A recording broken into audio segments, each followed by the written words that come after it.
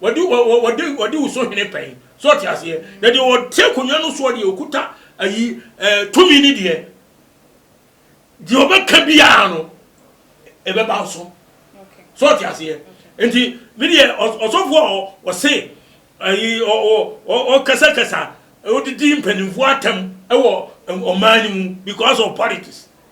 enti no enye me se babu no won kai hunu de wom because mimi sabi minim ene osofo bi a onim sabi e me kan onye sa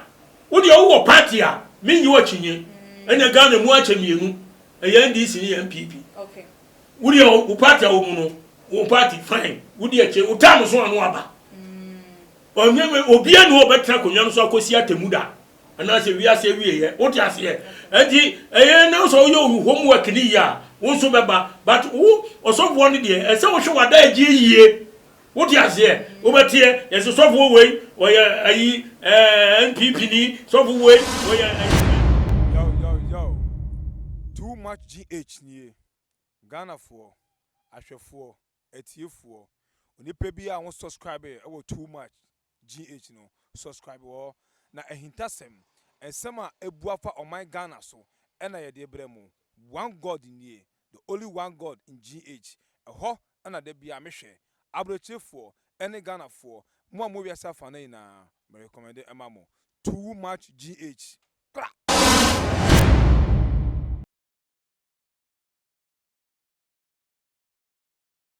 abusiafo ene adofo no mema obibia akwaba ede eba too much GHS so Ghana wahala dwumadi na ebre asose yede ebebe sommo na se de mo amonim no ensem ne de kotwi ekobre man ya ha ene yesi eho enkunya epensempensemu epensem ne nyina ne pomesibre na ene deyi eye ensem a ye ba betwetwe eho enkomo eye asofo a wo mo de wo mo hu ewura eye amanyosem eye se sofo obi anyame enwosra wo so wodu hu bewura amanyosem na ebiemu nso no nsunsuan so bone ben na sofo ebenya se bia wode ne hu ewura eye amanyesem ana eno nso so etwe no niema obetimi a encounter se oye sofo a wode hu akwakowura eye amanyesem we amamato ensa ede afre Apostle Ajiman Prempe adodo nanim ni se God's Watchman awoda asafani din ene the Bible Church of God 7 there wo eye nkan haka so a Tuba Junction ye ba besi enkonya ne ape ensem ni nyina ne pomesibre intime ni wafide ni fra ye twan ho abaye ba ye din komodidie no ebe hihye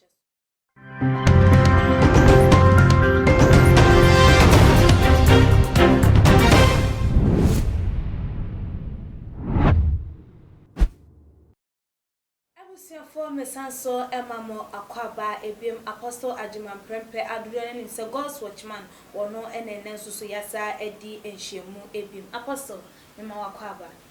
ya oba mbo kodi nyangobo do mo ye no odi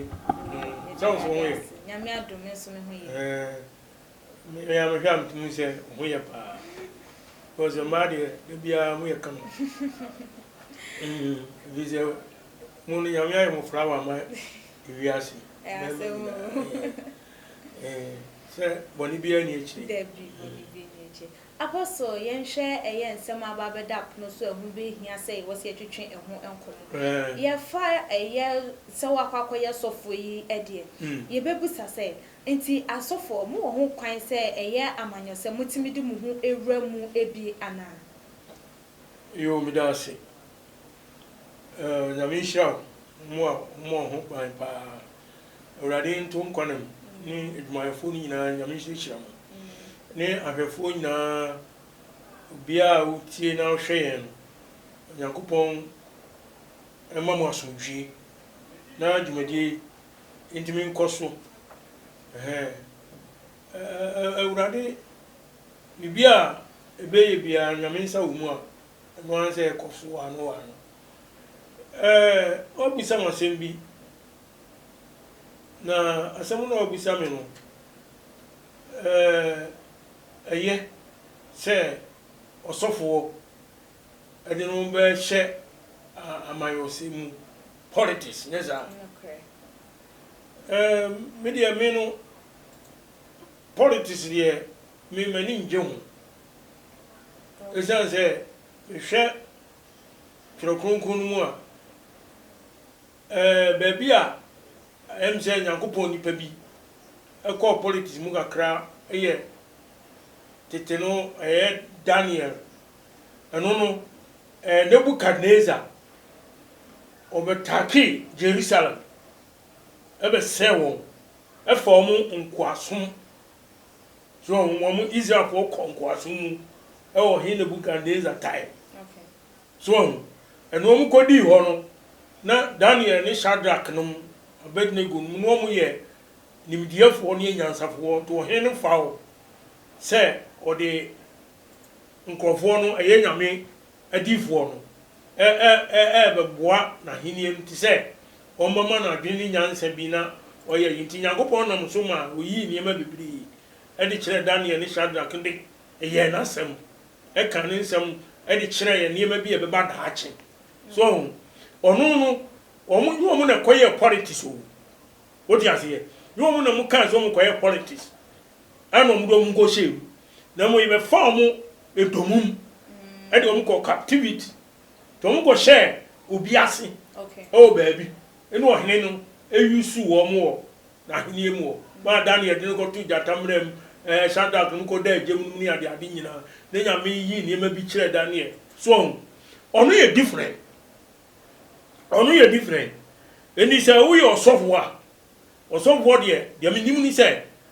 wo ka nyame asem nyame asoma na okoye nyame dwumanti Paul ni Peter no ni ade no na omunye politics bianu ano ye politician dem politicians no na chi wo mu eso mu say wo mu kan kure ense wo mu kan no etia wo no ma chi wo mu ko gina badwom ni abo mu kwadu no mu so yi anu bia ni aburu binom ya buru wo mu ni ye dom to fiase ni ye mo kai kade enti sa wo ye kristonia ana so ye sofo a wo ye Nyankopon nipa politics de ense o twu hu firi ho so eni kwa so do hu ehim en se se o do hu wurawuram because okay Acts 1:23 na no a hon de edu mra Judas yi Yesu maaye so no mu omu penipa ba ko de esinanan eni de omu ye ni se omu to aba so enti omu to aba no na ba ko awini e Ananias ayi ani Barnabas so na ba ko wini e ne de kan ho enti abato de o to memu a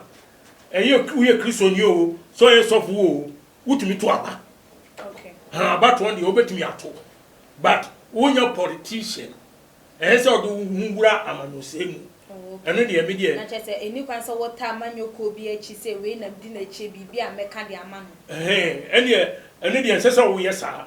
sesa wo ye won sesa wo make you stand wo your sofu no wo janfinfi we wo neutral ground yes wo janfinfi ti say referee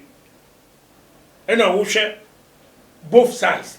so ena wo di referee bia sa wo party bi kura sa party bi kura no ni je ho a so many pe hu say party we ena wo it is a ball e boy kotokoni half e bo ball Ghana ha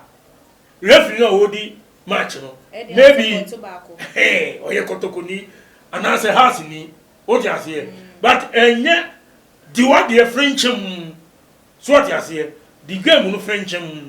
esa na so for so ye so ye de ne tie enti wo de hwe na bibia ekoso bia ye ne sania awurade pe so edu abato no a de wakoma e be kire wo no o wakoto no de ama no na ye so for do no wurawura amanyosemu achese sofo de ni kwan so do hu ewura amanyosemu na eja mebusa o se sofo we hunu sa nyoma we no de hu wura amanyosemu ekota eye party A ana party B echi edimu entitima ya nsunson so ben na ede bebrese nipa no me da se baba pa da se bebre se nsunson so ede bebre se nipa no unse betomre ne bia party A okay no wo okọ opposition ne bi nso wo power eno no wo ho no tambia wo pese wo ba power nti enti won some about can be different ana me boa dan say so fu bi materenka ayi ya fancy apostle kwabna osueje ayi apostle kwabna owusu ajeyi so na hede oyeye so say okoko di party ayi NDC so ena Ghana so NDC ni ayi NPP ya na eko enti eduru fi ahin kura ba ko be kom ba ko ba so hu ena atamdidie ensam keka bebre ya chese ensam fata enso so osofo eyesa enti ade na oye no me de mani anyi se yame nipa no ese o kasetia o mampeni so kai Exodus 22:28 ya so o se enka busisem tie Nyankopon na wo mamu pani so endome no okay so wo mamu pani so endome no enka se wuntia no na ayi Acts 23 ena ayi verse 1 to 5 ayi Paul emre bi asem bi ba ye kire no na onya politics o kansempa ena o man mu mpanimfo ene asofo mpanimfo e kire Paul ade ne ekogina badwom na no omototo na no so na asem bi si ho me pese me kan ma ahwefo ene etiefo ntie na Paul agire nani ehwe abadwafo no ekan se anuanom me de ahonimpa enyina na me de mabɔ me bra mama Onyankopɔn de aba besinei na osofo pani Anania hye wona wogina ne ho ne se wo mmona no so kyese ye mmona so ena Paul ka kire no se bona Onyankopɔn bɔbɔ wo ofasu a wa hoa ho na wote ho ebu mi aten sɛdeɛ mmara no teɛ ɛhyɛ sɛ wɔn mmɔme na wɔn a ogyina hɔ no ɛkan sɛ Nyankopɔn sɔfo panin na woya ne ɛna Paul kan sɛ anuanom minim sɛ ɔyɛ ɔsɔfo panin ɛfiri sɛ wɔatwerɛ sɛ ɛnka wo man panin ho bɔne so woman panin ɛnka sɛ ntia no ɛnka sɛ yana binu say politics ye dirty game politics inti ye mupani politics inti ye amanyo semu inti o mampani obi atumi ka de opedi kire no wo me parliament politicians obi atumi ni ka e ka de opedi obi ya honorable so honorable e kire obi ya anidie senu anameboa excellence the just only ye ne o ye top kra so ye nyesu obi pani se wom o ya kra o wo nyini chance say dey for respect man okay wonu kwa so didi na tem ena Paul ebisi ye no so asama nka mi nimi so ye osofo pani asi se Nyankopɔn atwoto se enka wo man pani ho bone so ena o keka bebre didi wo matem keka ni yense so wo kan nyina hena wiye so eti ayi nyame bra asem dum so watwo mu se eniwrongu enkan ayi eniwrongu adanse kurum enkan sam nto obi so enidi obi atem diwaja no nani me fa no kra nkasa Nyankopɔn wo se diwaja no nani e wo mransem dum diwaja no nani no nya papa eno maami a wo nko a o ena urade ka se di omni obi a wonyini kyɛw obi obetuma wo obi a yate kuro so na ekuro no yate no na pani da no so ye do obi ato ano ye pani respect him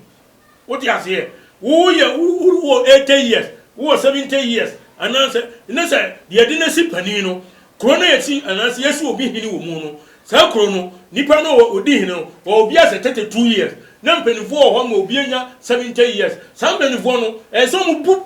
abrantia na ye de nasi hini no okay so ti ase ha di woja no na respect your leaders mpanifo na ye do mo sisisi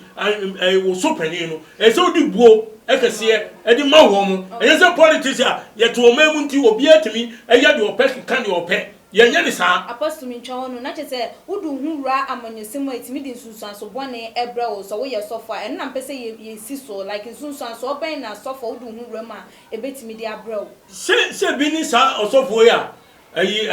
ajei die on owusu ajei ni die ya abe on se o tirebe bi no wan ko bi sa adwuma no a wan ga no wan ko wura mu a se ga no wuso okay wo di ase na wudu hu ko hyemu a eduru ba bi a ho be kyerew e che se opposition fo bi a no mo pressure be ba endi se mo be kan eni de o mu nyina no wo be kan wo ge kan wo hwe a na hwe sesi ano ayi Ecclesiastes wasenkafo so me de onyankopon fa kan empanifo ho any say chapter 8 verse 2 and 4 no wasenkafo etren watwetwemu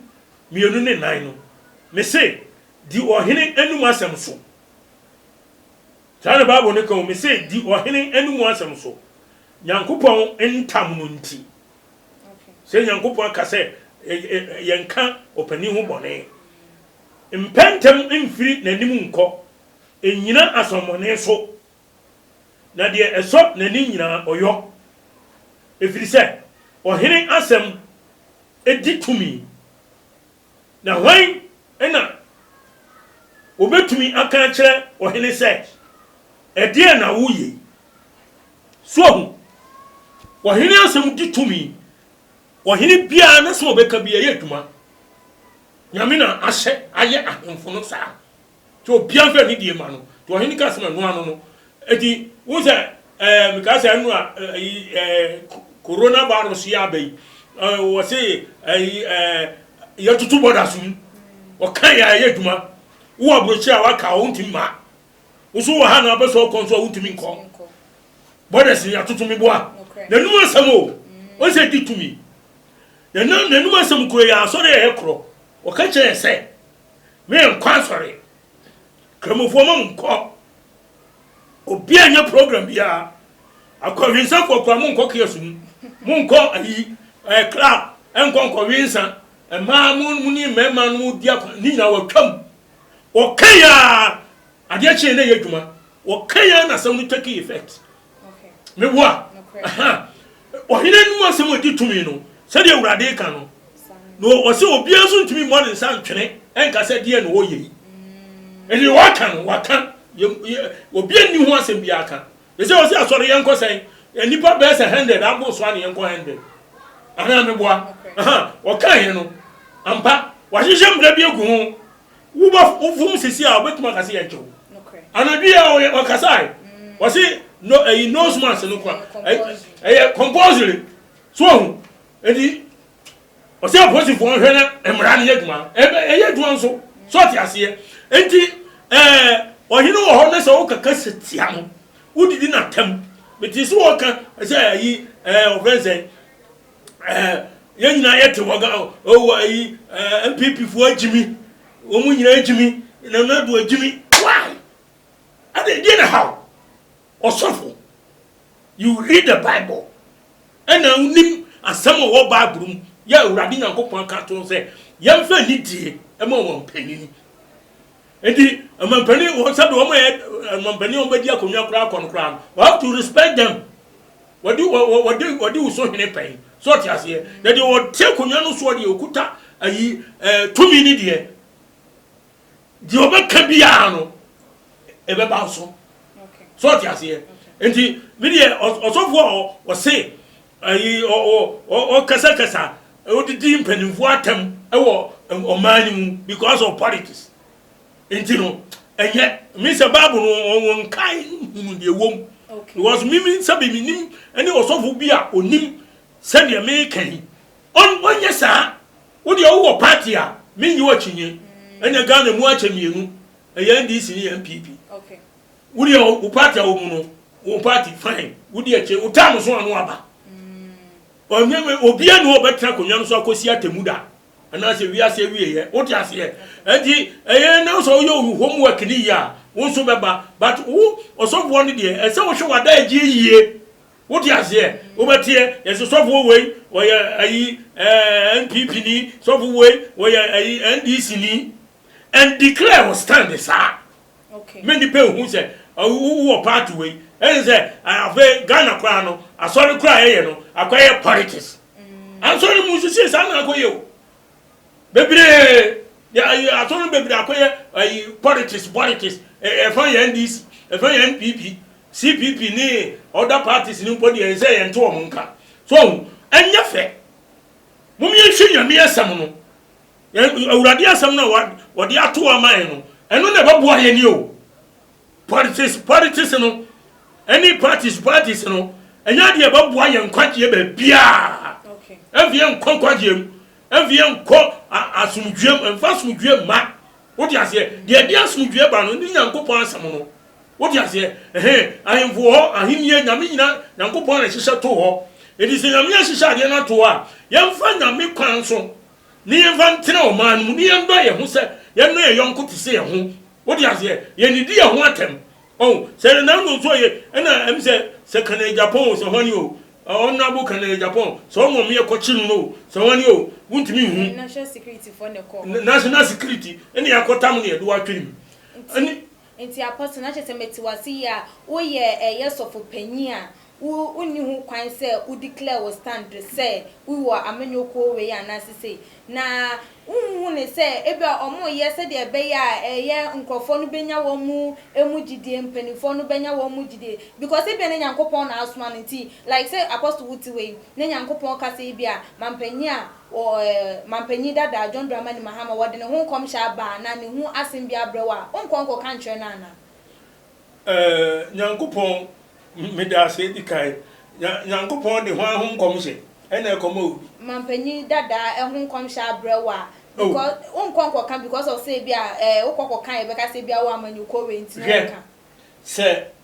o asem ba na opese wo kan ye wo se ne Nyankopon soma wo a se wo ko kasem be se ye papa ena asem boni bi na ba o kwen fa so ye ko kan no okay yes o ko jina ho na obie wanu na na o kan de ope da bi hwe 2 Samuel chapter 11 and chapter 12 we can come and David or David no your here or so of Israel muna no odi ne hene no nye ni paketwa endi ogofa obi yire ese kumba ma no kan ho okumba ma no so ni sa 2 Samuel chapter 11 and chapter 12 no okunu wie no o so fa eno oje wo ba no ware so ti ase because oni ni boy gaman enti wo yesenka obeya ne ka be ma no eni ne yira kwa akoda na jese ono ko gunu susunsuo ria na gode odi apepa ne bone ni ame so mpe bone o ye bia be ma no wanko ne yire ho oba nsimi nyem okay enti e na wo se oyi be ma ne firi wo oyi ni firi ho nso owie no kuna ye bretwa mu no ko fo ba no no wa no ne wu Solomon yi so enti e ba sa chapter 12 no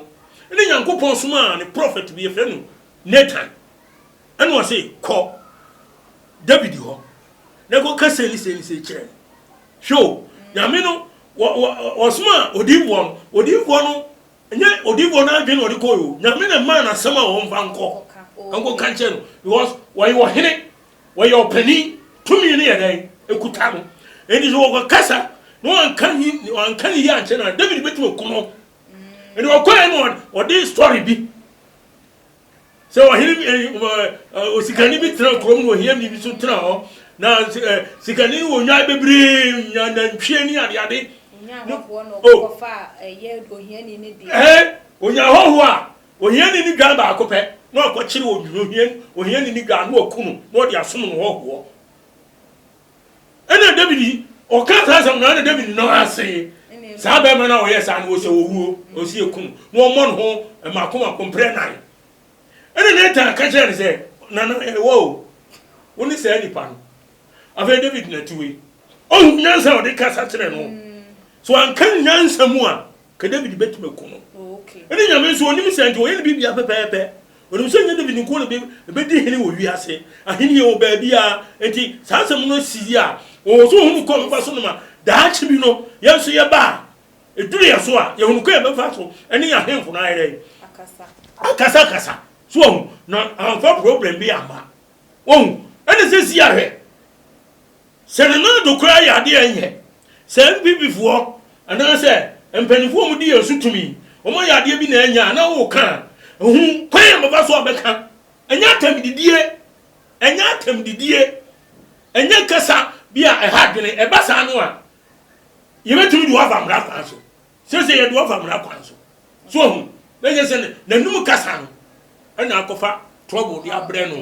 nti say so for a declare ne standard ebetimi ama sorry man ebetimi ahwe o mo nkwaje ana say so for a wo hye na say bia nanka me say apostle wuti we me your member na wa be declare wo stand say bia wo CPP na makohu na me so enye ho na me wa because of say me hunu say wo ha na wo na wonka me party wunti ne etimi ma nipa no ebetimi ama nipa na fra sorry dem ho no ma na yes obi wo ho no mo a say independent nyina nya ba ko so ensatia so nya pe okay enti no obi wo no a ono ba ya adwene say CPP say PPP o say NDC o so wani o na wodi wachi obi wo so a oni wachi obi nso o hwe se na wo sitie no politics na wo bebrebe no a asoro kro be dai obi chai because asoro bebrebe wo wiase ache say betimi asinko ebi nkwaje kwan to politics ye odi achi dia won hwe du be ko sei edu be ko ba bia wo mpe so hu enti eni a wo asoro mu dia se wo kristoni no wo ne wutimu a wo ko se asoro ye ko ne se ye ko pen kwaje wo ti ase ye ko pen kwaje ko ti nyame asem na akire de etene de ye ni afaso akoso ahime so hu ya nkwa asore for politics ye ono beto nyame asem no ho no eni sori wo wi ase nyina enti se abeto ye ne a na obi a wo pe na asem no ena wo beto abama no obedi na chi but enyiwanim emagina bonten so na dodo na de omo ye nyina eska obiska obe ayi fame nyaza na muka no fame hype any fame no any bible say openi panim animonyam odi ase o se onya animonyam oni panim na chese bibi won mo a na oyire no ho ye ne saa na party no aboa no edi wo sosidi a ebe maniska obenye ska bebre film so ho enu nso enye se obogo akoye bibi a enye na kikiri na fe ekoye ntokwa na we twituo we twese kan na pipe na omana ye deja ene ye pe enu enye so hu etu we asofo we o kristoni yo sofo ngo o kristoni a sho wadaji yi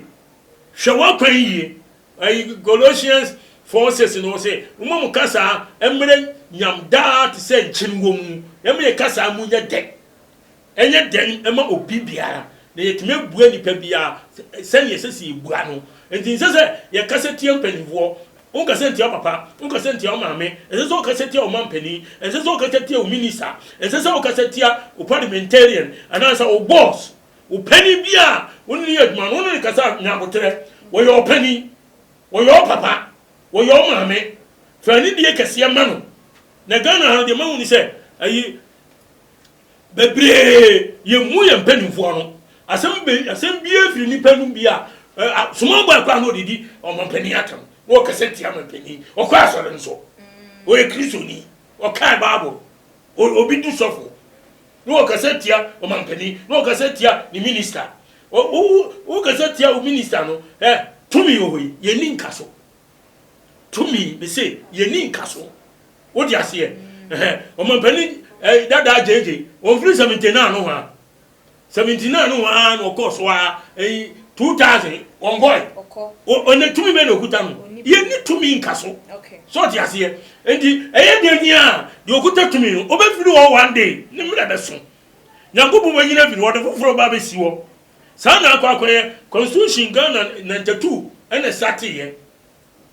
constitutional rule ayi 92 sati up to now say we ko no yaba enti mo tum bo ase na na so wo so igina na ne yɛsɛ sɛ wo ka na wo keka edidi atam na koyɛ nsɛm bebree asɔfo msram a moma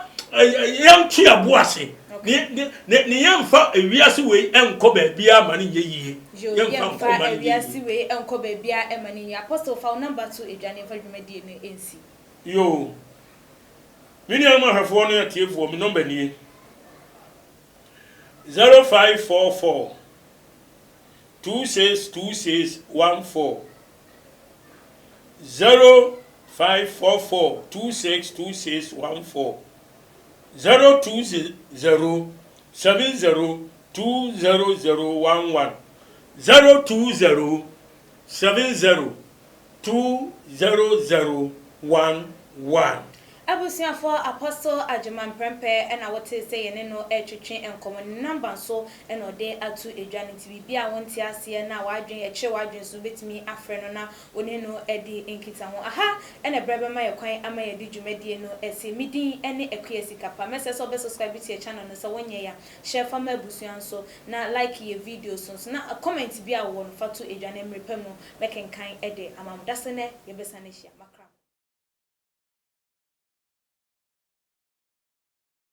Thank you.